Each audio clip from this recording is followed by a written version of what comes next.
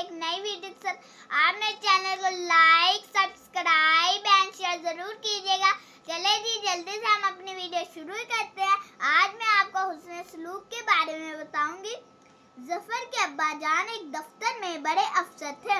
वो एक शानदार मकाम में वो सुकून जिंदगी बसर कर रहे थे। जफर उनका इकलौता बेटा था। उसे हर तरह का ईशो आराम हासिल था। आमतौर पर माँ बाप का बेजाला डिपिया बच्चों की आदतें बिगाड़ देता है।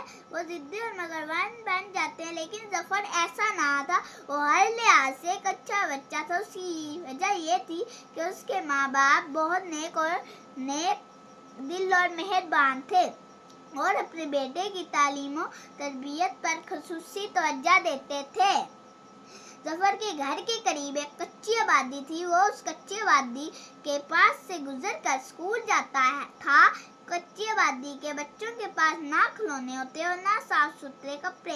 वैसे तो जफर को उस बस्ती के सभी बच्चों के साथ हमदर्दी थी, मगर आबिद की हालत ने उसे बेचैन कर रखा था। उसकी खास वजह यह थी कि गरीब होने के साथ साथ वो नाबीना भी था। सिर्फ 2 बरस की उम्र में एक मामूली बीमारी की वजह से उसकी आंखों की बीनाई खत्म हो गई। अब उसकी उम्र 11 बरस के करीब थी। वो टटोल कर चलता था। जब उसके साथी खेल कूद में मसरूफ होते तो वो एक तरफ बैठा अपने हाथों की उंगलियां चटकाता रहता।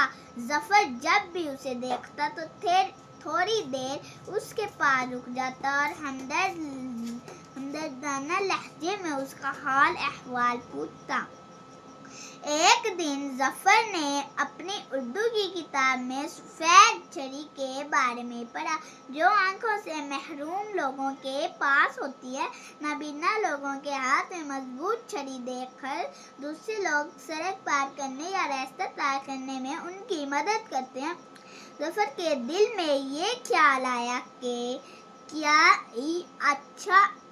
अच्छा हो जो एक सफेद छड़ी आबिद को भी मिल जाए। वो इस बात पर कई दिन तक गौर करता रहा। फिर उसने ये अज़्म किया कि वो अपने जेब खर्च में से पैसे बचाकर आबिद के लिए एक सफेद छड़ी जरूर खरीदेगा। अगले दिन उसके चाचा जान कोयटा से लाहौर आए और जफर की तालीम में नुमाया कारकर्दगी का हाल सुनकर 1000 रुपए का नोट इनाम के तौर पर दिया। जफर इनाम पाकर बहुत खुश हुआ और उसने चाचा जान का शुक्रिया अदा किया। उन पैसों से उसने सफेद छड़ी खरीद कर आबिद को दे दी। आबिद को छड़ी देने के बाद जफर को ऐसी खुशी का एहसास हुआ जो उससे पहले उसे कभी नहीं हुआ था। दूसरी तरफ आबिद भी छड़ी पाकर बहुत खुश था। जफर के अब्बा जान का तबादला लाहौर से इस्लामाबाद हो गया। जफर भी उनके साथ चला गया।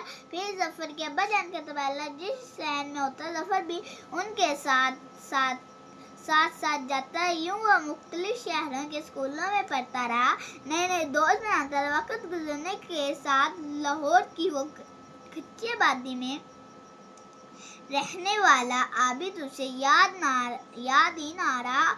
अपनी तालीम मुकम्मल करने के बाद वो कोशिश कर रहा था कि किसी अच्छे दफ्तर में मुलाजिमत कर ले। एक दिन जफर ने अखबार में इश्तिहार देखकर दरख्वास्त दी।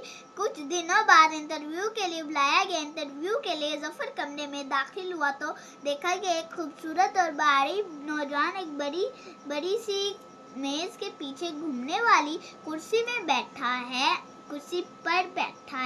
जब जफर ने उस नौजवान को गौर से देखा तो बोला, अगर मैं गलती पर नहीं तो आपका नाम आबिद है? उसने आम में सर हिलाया और कहने लगा, आप मुझे कैसे जानते हैं? जफर बोला, बहुत अरसा पहले मैं लाहौर में रहता था, मेरा नाम जफर है। ये सुनकर वो नौजवान फौरन खड़ा हो गया और जफर से गले मिला। वो नौजवान आबिद ही था।